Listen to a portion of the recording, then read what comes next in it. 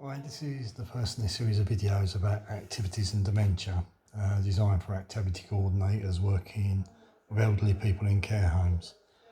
So I'm going to go over a few points. I hope they're helpful.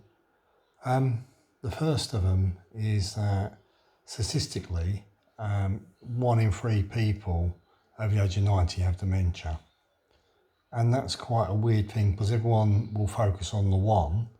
They don't focus on the other 2 people that are actually okay and probably have an element of age-related memory loss. And the other thing that you'll find is because of the industry we work in, it's almost self-selecting. You get a lot of people with more dependency levels end up in residential care. So you don't see the guys that are functioning fairly well in their own homes with family support. So the second bit we need to think about is dementia is one of over 100 different conditions. It's a cover-all term. Actually, it's not one of, it's a cover-all term for over 100 conditions. And it develops over a period of time. So when you're providing activities, it's not an either or.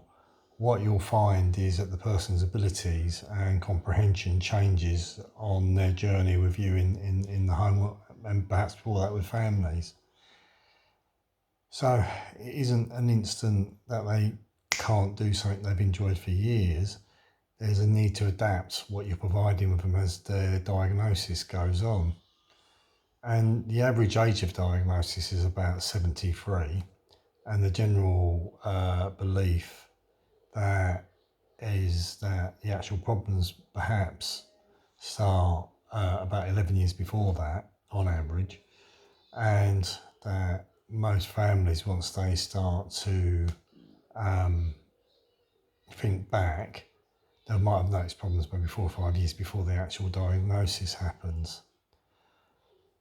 So pre-diagnosis, some of the things that you'll see that mark the possibility of dementia are going upstairs and forgetting why you're there, forgetting names, forgetting things and losing track of where you're on a conversation. And that's rather problematic because in reality they're all the things that nearly everybody over the age of 25 experiences, and that's more linked in as well with age-related memory loss. So the symptoms of early sort of symptoms of dementia are often masked by just a natural progression with sort of a natural age-related memory loss rather than something more sinister.